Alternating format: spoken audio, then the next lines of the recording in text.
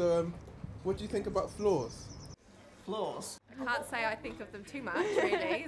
Floors? Was it F-L-A-W-S? Oh, floors as in F-L-O-O-R-S. Floors? They're great. It depends what you call a floor. So we've been pampered by floors, if you think about it. We've been made weaker. I think it would have been, if you're talking about floors, it would have been, it's something that comes naturally to us because we're walking on ground. And if we build structures, you know, we're quite architectural by nature, and we will inevitably end up laying floors. So that would have been natural in some sense. It wouldn't have been deliberate, you know? I think the invention of floors is a product of our subconscious mind. It wasn't done conscientiously. They're quite good for concealing pipes. So then if you've got a second story, you obviously need a floor then. So for a multi-story building, you need floors. So quite important for saving some space. Definitely need a base floor for hiding the vents so the building lasts longer. Because you don't want like moisture and mold which will affect the building, because then that will just destroy the foundations and the walls. So they're quite important for concealing and helping with ventilation. So quite essential nowadays for modern construction.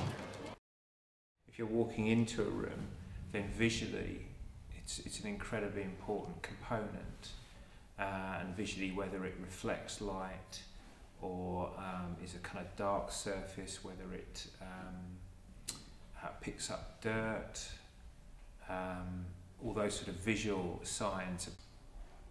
Depends on your definition of floor. If it's a structure that you're standing on, if there was no floor above us, there'd be no people above us using that room. So in terms of having high-rise buildings, or being able to put stack lots of people on top of each other in housing or offices or whatever, they're absolutely essential. When you make the floor, you make it up to street level. So that includes, this is a modern floor that is, you have your insulation in there, you have your screed on top of that, and you have the actual floor construction underneath that. You can leave it at that. And in fact, most government buildings now just leave it at that. But then, people don't mind that. They don't like a blank floor. They want something on top of it. So that's where you come in with the wooden finishes and the carpets and that. Like I said, my own point of view about floors is I like tile floors where you have different designs that go with the building structure. The design all over the walls and everything is like contrast, and everything goes with the building. It makes the thing really good and comes out well. So tile floors, basically, you can just fit the design. You can design your floor that goes very well with the building. Floors beautify things. Floors make things look really good.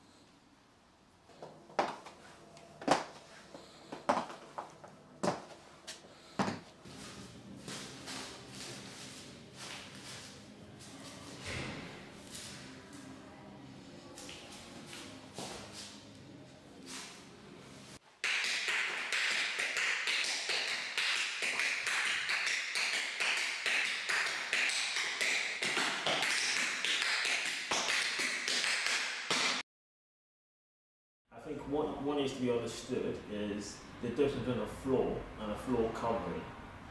A floor can be, you can build a house, 4 walls, and have just bare earth. But a floor covering is the difference between, it tends to be what customers are interested in. They're not worried about what's underneath the floor, so the construction and that. They want to know what's covering the floor. Is it going to be tiles? Is it going to be wooden? I think that's the important issue. The floor itself isn't important. It's the floor covering. It's the finish, basically. Very definitely, as an architect, I think about the finishes that they have on them. So whether they are beautiful floors, everyday floors, floors that people don't notice, or floors that people perhaps do perceive but don't realise that they're noticing. So if you kind of go onto certain surfaces, a beautiful timber floor or a kind of polished floor, how it makes you feel about the building that you're in. So they're quite an important thing, really.